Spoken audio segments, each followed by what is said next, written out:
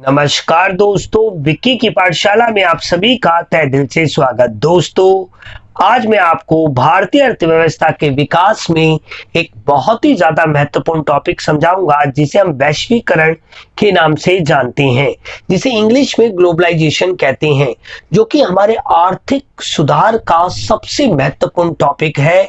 तो मेरी आपसे रिक्वेस्ट है कि ये वीडियो आप अंत तक जरूर देखें और वीडियो को अच्छा लगने पर इसे लाइक करना, शेयर करना और अगर चैनल पे पहली बार आए हैं तो हमें सब्सक्राइब करना तो बिल्कुल भी ना भूलें।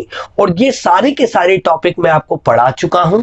अगर आप देखना चाहते हैं तो आई बटन पे मैंने एक पूरी प्लेलिस्ट दी है और डिस्क्रिप्शन में भी मैंने दी है, वहां पे जाके आप देख सकते हैं। तो चलिए आज का वीडियो हम स्टार्ट करते हैं। सबसे पहले हम ये देखेंगे कि आखिर आर्थिक सुधार क्या थे, क्योंकि जब भारत सरकार ने 1991 में नई आर्थिक नीति के अंतर्गत आर्थिक सुधार किए तो आखिर आर्थिक सुधार का मतलब क्या होता है। तो बहुत ही ज्यादा सिंपल सी बात, वह सभी उपाय जो अर्थव्यवस्था को बेहतर बनाते हैं, यानी जो पहले की अर्थव्यवस्था थी उससे बेहतर बनाने का जब प्रयास किया जाता है, जिन नीतियों को लागू करके या कार्यक्रम को कर कर उन्हें हम आर्थिक सुधार या फिर नई आर्थिक नीति कह सकते हैं। इस नई आर्थिक नीति के या आर्थिक सुधार के तीन महत्वपूर्ण पक्ष थे। पहला था उदारीकरण, दूसरा था निजीकरण और तीसरा था वैश्वीकरण। सबसे पहले हम बात करते हैं कि उदारीकरण क्या था। बहुत ही सिंपल, कि सरकार द्वारा लगाए गए नियंत्रणों से अर्थव्यवस्था की मुक्ति। कोई भी भौतिक नियंत्रण हो, किसी प्रकार का जो नियंत्रण सरकार ने निजी क्षेत्रों पे थोप रखा था, उससे अगर देश की सरकार उसे मुक्त कर देती है तो उसे ही हम कहते हैं उदारीकरण। उदारीकरण का मतलब होता है स्वतंत्रता, यानी जो देश के उत्पादक वर्ग है और जो उपभोक्ता वर्ग है उन्हें स्वतंत्रता दी जाए। यानी उदारीकरण का मतलब आपको समझ में आ गया होगा। इस पे मैंने डिटेल वीडियो बना रखा है, आई बटन पे मैंने उसका लिंक दे रखा है। अब बात करते हैं निजीकरण क्या है। बहुत ही सिंपल, निजी क्षेत्र द्वारा सार्वजनिक क्षेत्र के उद्यमों पर स्वामित्व प्राप्त करना और उनका प्रबंध करना ही हम क्या कहते हैं, निजीकरण कहते हैं। यानी बहुत ही ज्यादा सरल शब्दों में कहूं, जो हमारी सरकारी कंपनियां होती हैं जो उत्पादन कार्य कर रही होती है, अगर हम उसे निजी हाथों को बेच देते हैं जिससे वो मालिकाना हक प्राप्त कर सके और उसका मैनेजमेंट संभाल सके, तो उसे ही हम निजीकरण कहते हैं। वर्तमान स्थिति में आपने देखा होगा कि नरेंद्र मोदी सरकार कई सारे उद्योगों को जो कि सार्वजनिक उद्यम थे उन्हें क्या कर दिए, निजी हाथों में दे रही है। अगर एग्जांपल दें अगर आपको, तो सिंपल सा है, LIC को आज की डेट में मोदी सरकार ने बेच दिया है। तो आप जानते हैं एयर इंडिया या इंडियन एयरलाइंस को भी भारत सरकार ने बेच दिया है। तो निजी उद्योगपतियों को, उसे ही हम कहते हैं निजीकरण। इन दोनों को मैंने बहुत ज्यादा डिटेल में आपको समझा रखा है, इनके उपाय भी समझा रखे हैं, प्लेलिस्ट में आपको मैंने लिंक दे रखा है। आज हम जो मुख्य रूप से बात करेंगे वो करेंगे वैश्वीकरण की। तो मैंने अभी तक आपको बताया कि आर्थिक सुधार क्या होते हैं, उदारीकरण क्या होता है, निजीकरण। अब बात करते हैं कि वैश्वीकरण क्या होता है। बहुत ही इंपॉर्टेंट है, इस आर्थिक नीति का सबसे इंपॉर्टेंट पहलू है, ये मैं आपसे बता रहा हूं। जब तक आप आर्थिक नीति नहीं समझ पाएंगे, जब तक आप वैश्वीकरण को नहीं समझेंगे। अब मैं इसको बताने से पहले एक थोड़ा सा कॉन्सेप्ट आपको समझाना चाहता हूं कि ये जो हमारा निजीकरण है और ये जो उदारीकरण है, ये मुख्य रूप से फोकस किया गया देशी व्यापार पे। यानी हमारे जो भारत की बात करें तो भारत में भारत सरकार के द्वारा 1990 तक, 1950 से लेकर 1990 तक जो भी भौतिक प्रतिबंध लगा रखे थे या प्रतिबंध लगा रखे थे उद्योगों से लेकर, अगर जब देश की सरकार ने उससे मुक्ति दिला दी तो वो कहलाया उदारीकरण। तो इसलिए ये किस पे बेस्ड था, घरेलू व्यापार पे, यानी निजी उद्योग पे, यानी ये हमारी सकल घरेलू उत्पाद से संबंधित था। ऐसी निजीकरण भी दोस्तों, क्योंकि बहुत सारे हमारे सार्वजनिक उद्यम थे जो कि लगातार आर्थिक बोझ बनते जा रहे थे भारत सरकार पे, जिसके वजह से भारत सरकार ने उन्हें निजी हाथों में सौंप दिया। तो ये भी हमारा क्या हो गया, देशी व्यापार से संबंधित हो गया, यानी ये देश के सकल घरेलू उत्पाद से संबंधित हो गया। जबकि अगर हम वैश्वीकरण की बात करें तो यह समर्थन करता है अंतरराष्ट्रीय विश्व का। देखिए, इसको समझाने से पहले मैं आपको थोड़ी सी इसके पीछे की कहानी बताना चाहता हूं कि जब 1990 में भारत सरकार के सामने आर्थिक संकट उत्पन्न हो गया तो भारत सरकार 1991 में क्या गई, वर्ल्ड बैंक के पास गई। वर्ल्ड बैंक ने कहा कि हम आपको लोन तो दे देंगे 9 अरब का, 9 मिलियंस का, बट आपको एलपीजी की नीति को अपनाना पड़ेगा। इसे हम एल कहते हैं, लिबरलाइजेशन, इसे हम पी बोलते हैं और इसे हम जी बोलते हैं।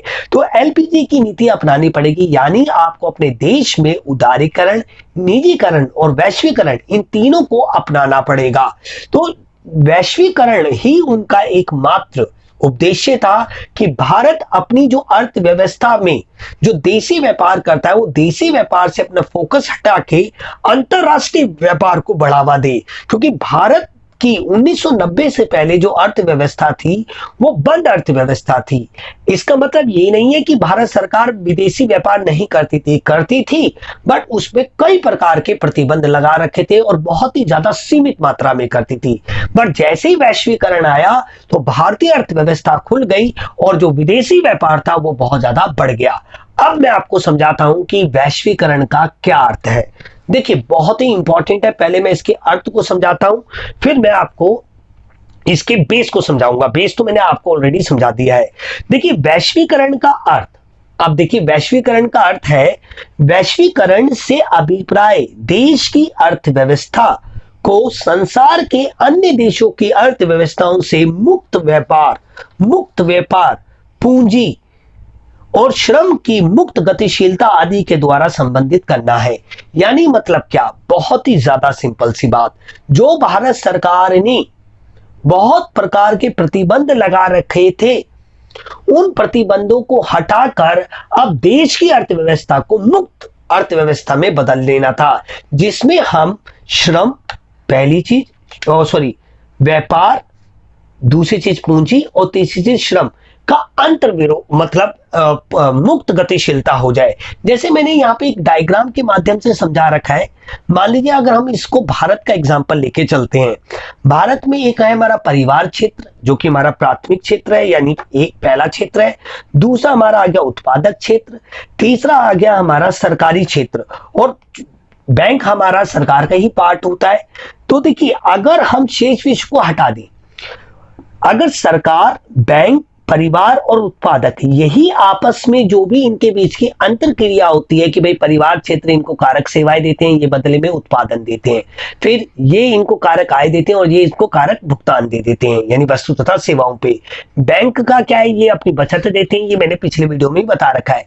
अगर जब हम जो उत्पादक क्षेत्र है उसको शेष विश्व से जोड़ देते हैं, जिसमें हम व्यापार, पहली चीज, दूसरी चीज हो गई हमारी पूंजी और तीसरी चीज हो गया हमारा श्रम, और इसकी जो अंतक्रिया यानी इनका लेन देन हम मुक्त कर देते हैं, यानी जो सभी प्रकार के जो प्रतिबंध होते हैं उन्हें हटा देते हैं और विदेशी व्यापार को बढ़ावा देते हैं। तो उसी नीति को दोस्तों हम क्या कहते हैं, वैश्वीकरण कहते हैं। अब वैश्वीकरण करना क्यों जरूरी है, क्यों वर्ल्ड बैंक सभी विकासशील देशों को ये बोल रहा था कि आप अपने देश की अर्थव्यवस्था को शेष विश्व की अर्थव्यवस्था के साथ मिलकर चलाएं। तो उसके पीछे रीजन था दोस्तों कि जो हमारे पश्चिमी देश थे, जो कि पूंजीवादी अर्थव्यवस्था के देश थे, उनका जो उत्पादन था ना वस्तु तथा सेवाओं का, बहुत ज्यादा था, और जो पूर्वी देश, जो साम्यवादी देश को मानने वाले थे, उनका उत्पादन क्या था, बहुत कम।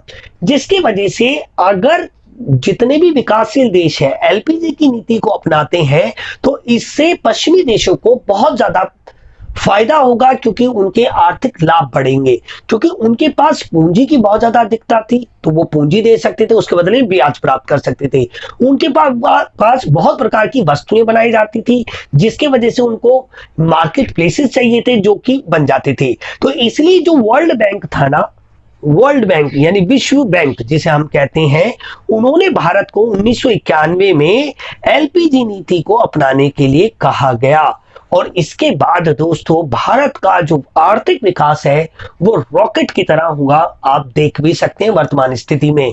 2014 से पहले की स्थिति को देखेंगे तो भारत का जो जीडीपी था 8% था दोस्तों, जो कि बड़े बड़े अर्थशास्त्री ये अनुमान लगा रहे थे कि 1-2 साल में भारत डबल डिजिट ग्रोथ में पहुंच जाएगा, परंतु ऐसा हुआ नहीं। नरेंद्र मोदी गवर्नमेंट आई और आज जो हमारा जीडीपी है 23.9% गिर गया है, और इसमें कोरोना भी एक बहुत बड़ा कारण है, नोटबंदी भी और जीएसटी भी है। मेरा तो ऐसा मानना है, मेरा ये अपना व्यक्तिगत विचार है, ठीक है। तो ये आपको समझ आया। अब आर्थिक विकास से पूरे दुनिया के देशों को क्या फायदा होगा? पूरी दुनिया के देशों को ये फायदा होगा कि वैश्वीकरण से अभिप्राय विश्व अर्थव्यवस्था में आए खुलेपन। अब जो विकसित देश थे और जो विकासशील देश थे, जो आपस में व्यापार बहुत सीमित मात्रा में करते थे, एलपीजी की नीति के आने के बाद वो व्यापार क्या हो गया, खुल गया पूरी तरीके से। यानी जो विकासशील देश थे उन्होंने विदेशी व्यापार को क्या किया, प्रमोट किया। पहले वो विदेशी व्यापार से बचते थे, जबकि एलपीजी की नीति के अंतर्गत अब सभी देशों की, भले वो पश्चिमी देश हो भले वो पूर्वी देश हो, सभी की अर्थव्यवस्था क्या हो गई, खुलापन आ गया सभी की अर्थव्यवस्था में। कोई भी कहीं पे भी वस्तु को बेच सकता था, खरीद सकता था, ठीक है। दूसरी बात, बढ़ती हुई परस्पर आर्थिक निर्भरता, जिससे क्या हुआ दोस्तों, जो पश्चिमी देश थे उनके पास पूंजी की अधिकता थी और जो पूर्वी देश थे उनके पास श्रम की अधिकता थी, तो ये आपस में इंटरचेंज यानी एक्सचेंज कर लेते थे, जिससे पश्चिमी देशों को भी फायदा हुआ और पूर्वी देशों को भी फायदा हुआ। यानी अगर मैं कहूं कि गरीब देशों को भी फायदा हुआ इससे और अमीर देशों को भी फायदा होगा, क्योंकि आपस में जितनी निर्भरता बढ़ेगी तो वो देश फिर आपस में युद्ध नहीं करेंगे, एक दूसरे के साथ भाईचारा रखेंगे। तो ये बात भी आपको क्लियर हो गई। तथा आर्थिक एकीकरण क्या फैलाव हुआ कि पूरा जो विश्व था ना, जो पूरा विश्व था वो एक ग्लोबल विलेज की तरह माफिक करने लग गया। सभी देशों की जो अर्थव्यवस्था थी एक दूसरे से क्या हो गई, जुड़ गई। क्योंकि दोस्तों मैं अगर बात करूं, मैं आपको एक एग्जाम्पल के माध्यम से समझाता हूं। मान लीजिए पूरी पृथ्वी है, पूरा ग्लोब है ये, और यहाँ पे एशिया महाद्वीप है, ये हमारा यूरोप महाद्वीप, ये हमारा अफ्रीका महाद्वीप, ये हमारा अमेरिका महाद्वीप हो गया, ये ऑस्ट्रेलिया हो गया, ये ग्रीनलैंड हो गया, ये उत्तरी ध्रुव, ये दक्षिणी ध्रुव।